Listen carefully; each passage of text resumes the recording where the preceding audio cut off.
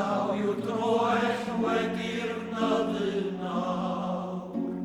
Tawel yw'r baban dan ei gwrlid weithio, nid oes ablygog dros y Beibil mawr.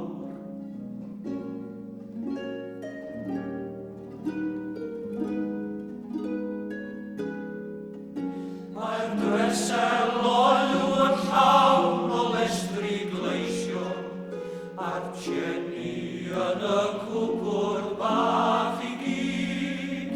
Fiolau ar bord yn disgwyl cwmni'r gweisio, a'r tegell bach hynny'n holl